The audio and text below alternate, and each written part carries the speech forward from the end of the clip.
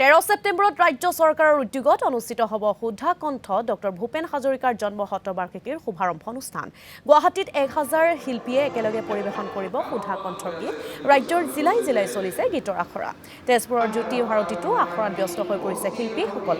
তেজপুৰৰ বিধায়ক পৃথ্বীৰাজ ৰাভাৰ তত্বাৱধানত 30 গৰাকী নিৰ্বাচিত শিল্পীয়ে অংশ লৈছে এই আখৰাত। আমাক কিছু পৰিৱেশ দেখুৱাব আমাৰ সাংবাদিক অৰ্ণৱ নাথে। সুধাকণ্ঠ ভূপেন হাজৰিকাৰ জন্ম শতবাৰ্ষিকী আৰু এই জন্ম শতবাৰ্ষিকী উপলক্ষে এইবাৰ ৰাজ্য চৰকাৰে বিশেষ উদ্যোগ গ্ৰহণ কৰিছে।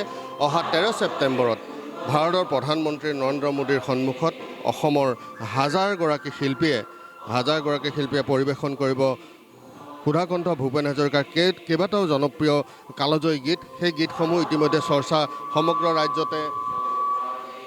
ৰাজ্যতে ইতিমধ্যে সেই গীতসমূহৰ আখৰা আৰম্ভ হৈছে। ক্ৰমান্বয়ে শোণিতপুৰ জিলাতো আজি সেই আখৰা ইতিমধ্যে আৰম্ভ হৈছে। প্ৰায় 30 গৰাকী বচা শিল্পীয়ে ভূপেন হাজৰিকাৰ বহুকেইটা প্ৰায় 15টাতকৈ অধিক গীত ইতিমধ্যে আখৰা কৰা হৈছে। এই গীতসমূহ বান্ধি দিয়া হৈছে। ভূপেন হাজৰিকাৰ যিসমূহ অলেখ গীত আছে, অলেখ জনপ্ৰিয় গীত আছে, সেই কালজয়ী গীত আছে, সেই গীতসমূহৰ মাজৰ পৰা বাছনি কৰি যি শিল্পীসকল আছে সেই শিল্পীসকলে বাছনি কৰি দিছে।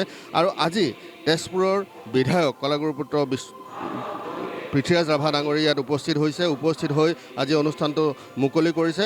আৰু আশা কৰা হৈছে যে তেজপুৰৰ যিসকল শিল্পী আৰু ইতিমধ্যে সাংস্কৃতিক নগৰী হিচাপে কলাগুৰু বিষ্ণুপ্ৰসাদ ৰাভা, ৰূপকোঁৱৰ জ্যোতিপ্ৰসাদ আগৰৱালা, সুধাকণ্ঠ ভূপেন হাজৰিকাৰ কৰ্মস্থলী বা সাধনাৰ স্থলী হিচাপে তেজপুৰৰ এক সুনাম আছে আৰু সেই সুনাম যাতে অক্ষুণ্ণ ৰাখিব পাৰে।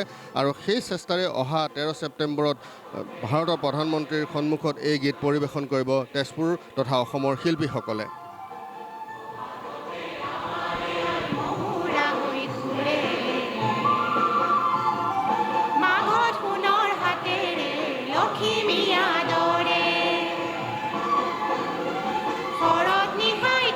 আৰু আমাক কিছু পৰিৱেশ দেখুৱালে আমাৰ জ্যেষ্ঠ সাংবাদিক অৰ্ণৱ নাথে। তেওঁক এই মুহূৰ্তত আমি ধন্যবাদ জ্ঞাপন কৰিছোঁ।